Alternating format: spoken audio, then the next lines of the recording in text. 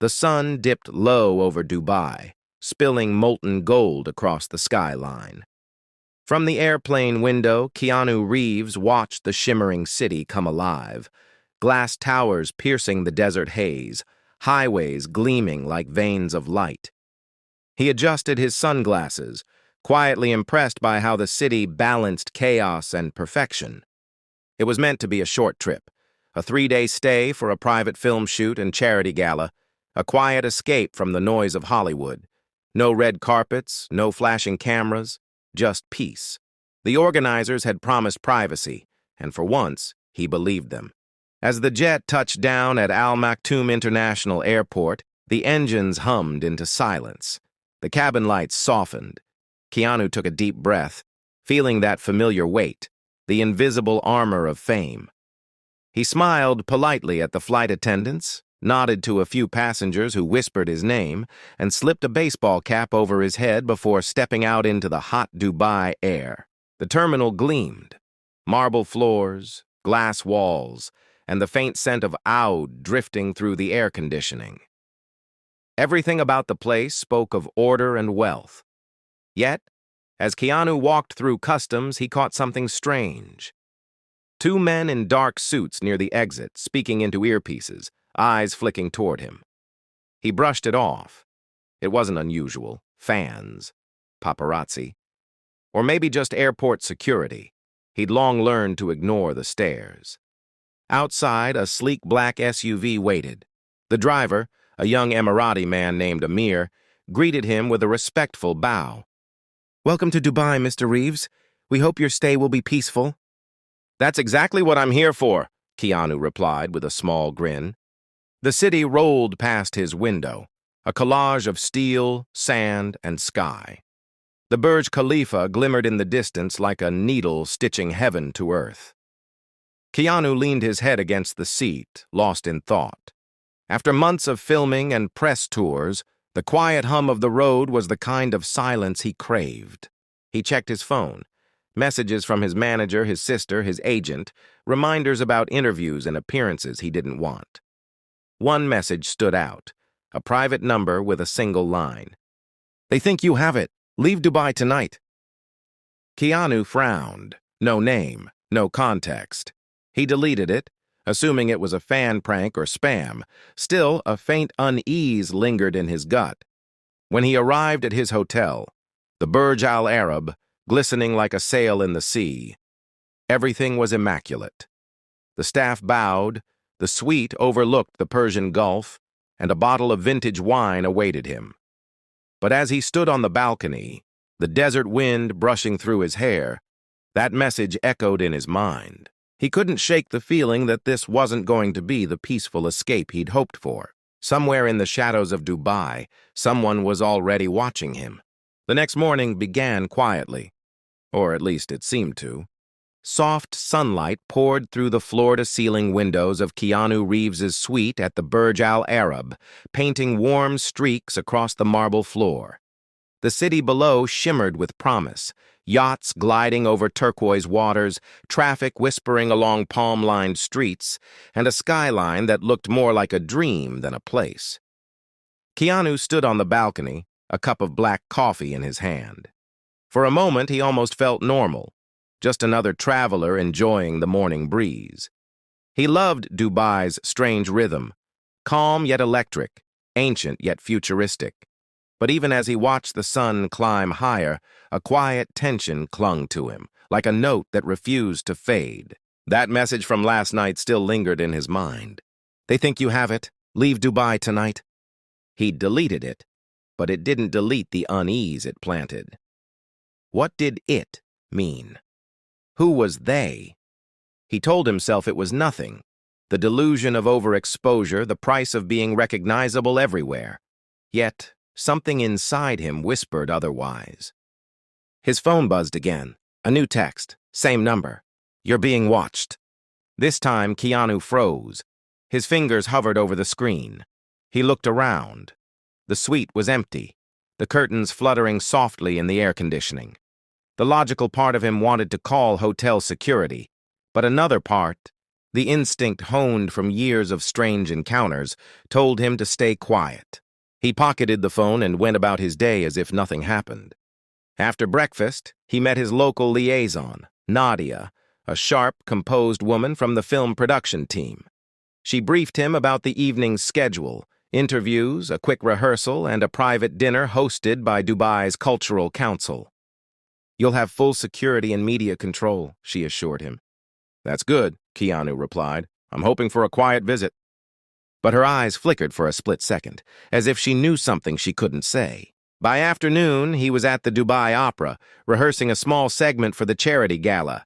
Cameras rolled, crew members moved like clockwork. Everything felt professional, until one of the cameramen dropped a memory card near Keanu's feet. He bent down to help pick it up and noticed something odd. The card was labeled with a government seal, not a studio one. He glanced up, but the cameraman was already gone. Later, back at the hotel, another message appeared. Not a text this time, but an email from an unknown sender. "We warned you, they're already here." A knock came at the door before he could respond. Two hotel security guards stood outside, polite but firm. "Mr. Reeves, we need to ask you a few questions regarding your stay." Keanu's brow furrowed. "About what?" "We'll explain downstairs, sir." Something about their tone, too official, too rehearsed, made his heart sink. As he stepped into the elevator, his phone buzzed once more. A final message flashed on screen. The next morning began quietly, or at least it seemed to. Soft sunlight poured through the floor-to-ceiling windows of Keanu Reeves's suite at the Burj Al Arab, painting warm streaks across the marble floor. The city below shimmered with promise, yachts gliding over turquoise waters, traffic whispering along palm-lined streets, and a skyline that looked more like a dream than a place. Keanu stood on the balcony, a cup of black coffee in his hand. For a moment, he almost felt normal, just another traveler enjoying the morning breeze. He loved Dubai's strange rhythm, calm yet electric, ancient yet futuristic. But even as he watched the sun climb higher, a quiet tension clung to him, like a note that refused to fade. That message from last night still lingered in his mind. "They think you have it. Leave Dubai tonight." He'd deleted it, but it didn't delete the unease it planted. What did it mean? Who was they? He told himself it was nothing. The delusion of overexposure, the price of being recognizable everywhere. Yet something inside him whispered otherwise. His phone buzzed again. A new text. "Same number, you're being watched." This time, Keanu froze. His fingers hovered over the screen. He looked around. The suite was empty, the curtains fluttering softly in the air conditioning. The logical part of him wanted to call hotel security, but another part, the instinct honed from years of strange encounters, told him to stay quiet. He pocketed the phone and went about his day as if nothing happened. After breakfast, he met his local liaison, Nadia, a sharp, composed woman from the film production team. She briefed him about the evening's schedule, interviews, a quick rehearsal, and a private dinner hosted by Dubai's Cultural Council. "You'll have full security and media control," she assured him. "That's good," Keanu replied. "I'm hoping for a quiet visit." But her eyes flickered for a split second, as if she knew something she couldn't say. By afternoon, he was at the Dubai Opera, rehearsing a small segment for the charity gala. Cameras rolled, crew members moved like clockwork. Everything felt professional until one of the cameramen dropped a memory card near Keanu's feet. He bent down to help pick it up and noticed something odd.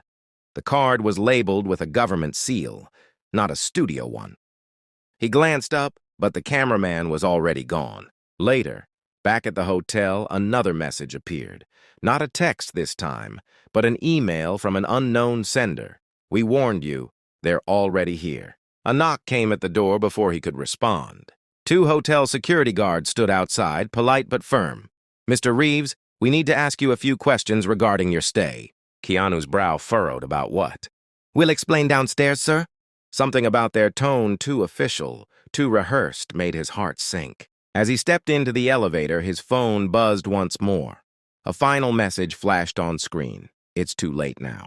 And for the first time in years, Keanu Reeves felt afraid. The SUV tore through the streets of Dubai, its tinted windows reflecting flashes of blue and red. Keanu sat silent in the back seat, his wrists bound in cold metal cuffs. The air conditioning hummed softly, a sharp contrast to the chaos outside. Through the faint tint, he could see crowds forming, phones raised, recording everything. Within an hour, the footage hit every news feed on the planet. Hollywood star Keanu Reeves arrested in Dubai. The headlines exploded like wildfire. Clips of him being shoved into the SUV looped endlessly on social media. The world that once adored him now watched in shock, confusion, and judgment. At the precinct, the moment he stepped out, flashbulbs blinded him again. Reporters shouted questions that cut like blades. "Keanu, what did you steal? Are you part of an international ring? Is this a cover-up?" He said nothing. His silence only deepened the story's darkness. Inside the interrogation facility, everything was sterile. White walls, steel tables, harsh lights. They stripped him of his phone, his belongings, even his belt. The process was slow, deliberate, meant to humiliate. A young officer, clearly nervous, fumbled with the cuffs before securing him to a chair. Keanu met his eyes briefly. The officer looked away. For a moment, Keanu closed his eyes, drawing slow breaths. He'd been through loss, heartbreak, and the endless scrutiny of fame. But this was different. This was calculated. Someone wanted not just to accuse him, but to destroy him publicly. On the other side of the glass, agents watched him like a specimen. Their leader, Agent Rebecca Hale, finally entered. She was composed, tall, sharp-eyed, the kind of person who never wasted a movement. She tossed a folder onto the table. It slid across the metal surface and stopped near his hand. "That's what we have on you," she said. "Then you've got the wrong man," Keanu replied evenly. She opened the folder. Inside were printed images, surveillance stills, transaction records, and something that made Keanu's blood run cold. His signature on a document authorizing the shipment of stolen art pieces.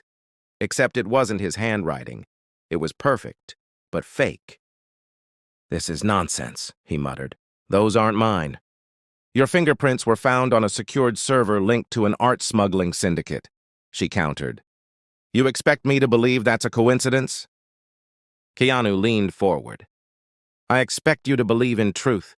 For a brief second, she hesitated. His calmness unsettled her. Then she snapped the folder shut and nodded toward the mirror. "We'll see about that." As the door slammed behind her, Keanu's reflection stared back. Tired, angry, betrayed. Outside, the internet raged. Fans split into sides, some defending him, others calling for justice. Memes, debates, hashtags flooded every platform. The man who had built a life on kindness and humility was now the face of scandal. And somewhere in that storm of lies, the real enemy watched smiling. The room was cold, too cold. A single light buzzed overhead, flickering every few seconds. Keanu sat chained to the metal chair, his wrists sore from the cuffs. Hours had passed since the arrest, yet no one had spoken to him. No lawyer, no call. Nothing but the hum of the air vent and the faint echo of footsteps beyond the door. Finally, the door creaked open. Agent Rebecca Hale returned, this time carrying 2 cups of coffee. She placed one in front of him, untouched, then took the seat across the table. Her eyes, sharp and analytical, scanned his every movement. "You don't seem nervous, Mr. Reeves," she began. "Should I be?" he replied quietly. "Most people in your position are—" She slid a new file toward him, this one thicker than the last. Photos spilled out, grainy security footage from a Dubai storage facility. A man resembling Keanu entering a restricted area at 2:13 a.m. The timestamp glared like a wound. "That's not me," Keanu said immediately. "The camera disagrees." "Then your camera's lying." Rebecca raised an eyebrow. "You expect us to believe someone impersonated you? That's a convenient defense." Keanu leaned forward, his voice low but steady. You think this is convenient for me? Someone planted evidence, forged documents, sent fake messages. I'm being set up. You're chasing a ghost. For a moment, she studied him in silence. He didn't look like a man cornered by guilt. He looked like someone betrayed, someone trying to stay composed while everything he trusted collapsed. But she couldn't afford sympathy. Not yet.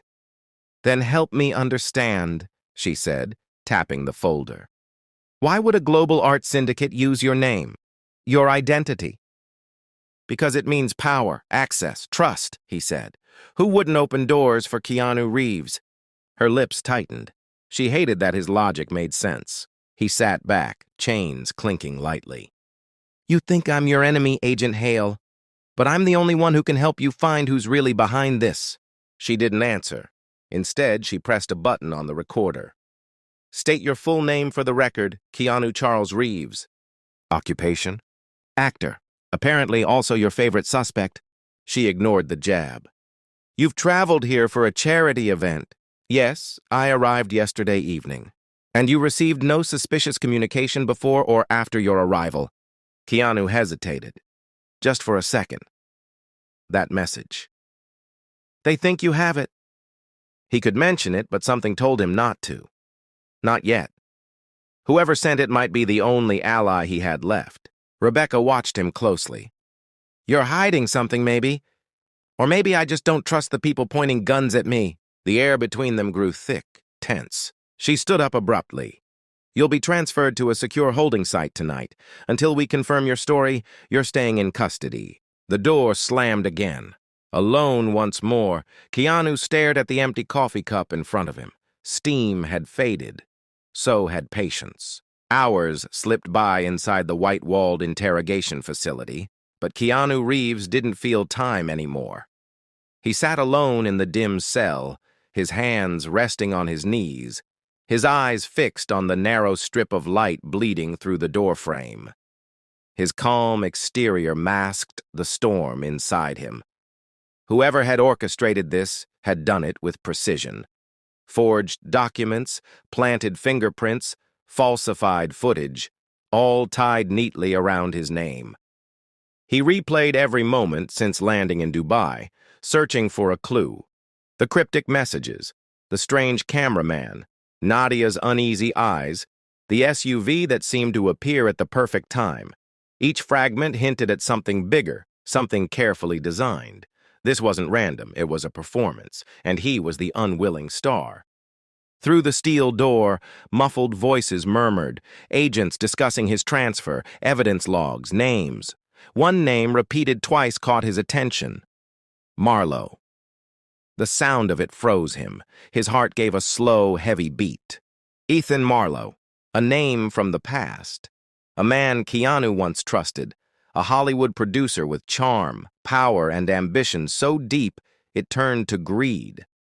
They had worked together years ago on a film that went dark after funding vanished and investors lost millions. Keanu had walked away. Marlowe hadn't. Word in the industry was that Marlowe had fallen in with questionable investors to rebuild his empire. Now, it all made sense. The art theft, the forged access, the international syndicate, Marlowe's signature was written all over it. He had always been fascinated with black market collectors, often joking about how art is just another form of currency. But this was no joke. Keanu rose slowly, pacing the cell. His shadow stretched across the floor as anger began to rise. Not the kind that burned wildly, but the cold, calculated kind. The kind that comes when betrayal has a familiar face. Moments later, Agent Rebecca Hale returned. She looked more serious this time, less like a predator and more like someone beginning to doubt her own hunt. You're being transferred, she said curtly. The U.S. team is taking over the case. To Washington, Keanu asked, yes. He studied her face, reading between her words. The FBI wanted him out of Dubai. Fast. Too fast. Someone was pulling strings to move him before questions could be asked. Who's leading the American team? He asked quietly. Ethan Marlowe, she said, without looking up. He's been consulting with us since the beginning. The air left the room. Keanu's eyes hardened. "He's the one who set this up," he said flatly. Rebecca frowned. "What are you talking about?" "Marlowe isn't your ally," he said. "He's using you, using all of this. The man you trust to find your suspect is your suspect." For a moment, silence. Rebecca's expression flickered with something doubt, maybe fear. Before she regained her composure, "Enough. Save it for your lawyer," she said, turning toward the door. But Keanu's words followed her out, quiet but cutting. Night draped itself over Dubai like a curtain of ink and gold. The city pulsed in silence, unaware of the storm brewing beneath it. Inside the underground detention facility, Keanu Reeves sat on the edge of a metal bunk, his wrists raw from the cuffs that had been fastened and unfastened half a dozen times. The air smelled of concrete, sweat, and salt, the scent of control. The clock above the steel door read 11:48 p.m. In 12 minutes, he was scheduled for transfer to a U.S. military jet waiting at Al Maktoum Airport. Destination, Washington, D.C. Custody, indefinite. Keanu's mind was clear now, sharpened by betrayal. Ethan Marlowe's name echoed like a drumbeat in his head. He was done playing the fool in someone else's movie. If Marlowe thought this would end quietly, he had underestimated the man he'd framed. A low mechanical hum filled the corridor outside, the elevator descending. Two guards appeared, armed and tense, their eyes half hidden behind mirrored visors. "Stand up, Reeves," one ordered. "You're going on a long flight." Keanu rose slowly. The chains rattled. He said nothing, only studied their body language, their stance, disciplined but tired. The smaller one kept glancing at the control panel by the wall, where a faint red light blinked in rhythm with the hum of the generator. Something about that light bothered him. As they led him down the hall, the lights flickered once. Then again. The hum deepened into a low growl. Suddenly, the entire facility shuddered as power cut out, plunging the corridor into darkness. Alarms wailed. Emergency lights flashed red. "What the hell?" one guard shouted. Before they could react, a blinding white light burst from the far end of the hallway. Through the chaos, a black SUV screeched to a halt against the loading bay doors, its headlights carved through the smoke. The guards turned, guns raised, shouting into their radios, but no signal came. Static hissed. Then, through the smoke, a masked figure appeared, tall, confident, dressed in tactical black. Without a word, the figure dropped 2 small capsules. Smoke filled the air, thick and choking. Keanu coughed, eyes burning, as one of the guards fell. The second turned to fire, but the intruder struck with precision, disarming him in a single motion. The figure turned toward Keanu, motioning silently. Then, with a click, the cell cuffs released. "Who are you?" Keanu demanded. The masked rescuer handed him a small earpiece. A voice crackled through it, female, steady, familiar. "My name's Lena. You don't know me, but I know what Marlowe did. If you want to survive, follow my instructions. Now." Keanu didn't hesitate. He climbed into the SUV just as the emergency doors burst open behind them. Shouts echoed. Bullets struck the steel frame as the SUV accelerated into the night. Through the window, the city lights of Dubai streaked past like fireflies. For the first time in days, Keanu felt real air, rush against. The SUV tore through the outskirts of Dubai under a moonlit sky, tires grinding against sand and gravel. Behind them, the glow of the city faded until only darkness and desert remained. The driver's face was hidden behind a scarf, eyes locked on the endless road. Beside him, Keanu Reeves sat silent, his thoughts a storm of fury and disbelief. Every passing mile felt like a line crossed, from hunted to hunter.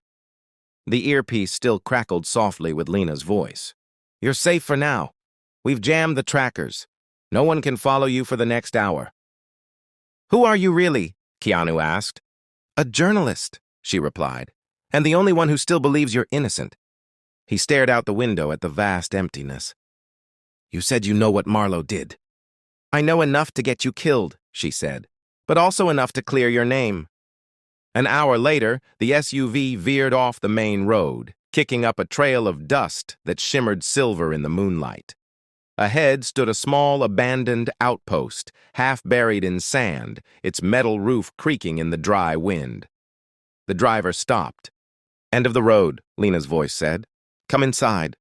Keanu stepped out. The desert air hit him like a wave, hot, dry, and alive with silence. Inside the outpost, a single lantern flickered on a wooden table beside a battered laptop and stacks of files. Standing behind them was Lena, tall, sharp-featured, her eyes tired but fierce. "You're real," Keanu said quietly. "So are the lies they told about you," she replied. "Sit." He did. She handed him a folder, the pages filled with coded financial records, photographs, and transaction logs. Each document tied Ethan Marlowe to illegal art deals, offshore accounts, and Dubai's underground collectors. "Marlowe's been laundering stolen art through production companies," she explained. "He used your name as the perfect cover, respected, trusted, global. Every deal he made pointed back to you." "And the fake evidence?" "Planted by his contacts in both the FBI and the Dubai Intelligence Bureau. He has people everywhere." Keanu leaned back, exhaling slowly. The betrayal cut deep, but clarity gave him strength. "So how do we stop him?" Lena hesitated. "There's one more thing." She opened a folder marked Project Halo, a secret auction list of high-value stolen art pieces scheduled to be sold the next evening at the Burj Khalifa Gala, the same event Keanu was supposed to attend before his arrest. "He'll be there," she said. "Marlowe can't resist showing off his success. He thinks you're gone. If you show up alive in front of every camera in the world, his empire collapses." Keanu's gaze hardened. "Then that's where this ends." The wind howled outside, sweeping sand across the threshold like a whisper of fate. Lena closed the laptop. "You're risking your life." "I already lost it," Keanu said quietly. "Now I'm taking it back." The following night, Dubai glittered like a crown beneath the stars. The Burj Khalifa towered above the desert city, its mirrored surface shimmering in waves of gold and silver. Inside, the annual Global Art Charity Gala was in full swing, a gathering of the world's richest collectors, diplomats, and celebrities. Champagne flowed, music drifted, and laughter filled the marble halls. To everyone, it was an evening of beauty and power. To Keanu Reeves, it was the stage of his redemption. Dressed in a sharp black suit and mask, Keanu blended in with the crowd that moved elegantly beneath chandeliers. Security was tight. Dubai police, private guards, even undercover FBI agents. No one knew he had escaped custody. No one expected him to walk through those doors alive. From the upper balcony, Ethan Marlowe stood watching the event unfold. Smiling, confident, untouchable. He was the hero of his own illusion. The man who had destroyed Keanu's reputation and stolen his identity to build an empire of stolen art. On the display stage below, priceless paintings and sculptures gleamed under the spotlight. Among them lay the final piece Marlowe planned to sell, a rare Renaissance artifact, smuggled and cleaned under Keanu's forged name. Lena's voice buzzed softly through Keanu's earpiece. "Security grid bypassed. Cameras looped for 90 seconds. If you're going to make your move, it has to be now." Keanu's jaw tightened. He walked to the center of the floor, past waiters and photographers, and climbed the stairs to the stage. Murmurs rippled through the crowd.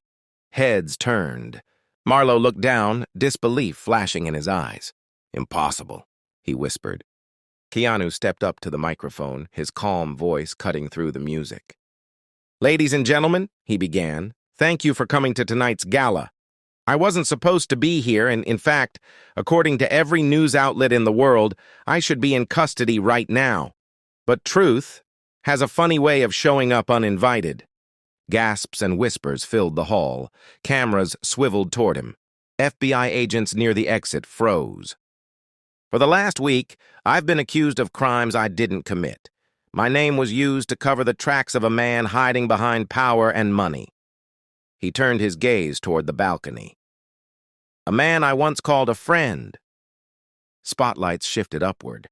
Marlowe stood motionless, face pale, surrounded by stunned guests. Lena, from the security booth, pressed a key on her laptop. Instantly, the massive LED screen behind Keanu flickered to life, displaying documents, bank transfers, emails, and surveillance clips linking Ethan Marlowe to every stolen artifact. The crowd gasped in unison. "You used me," Keanu said, voice steady but burning.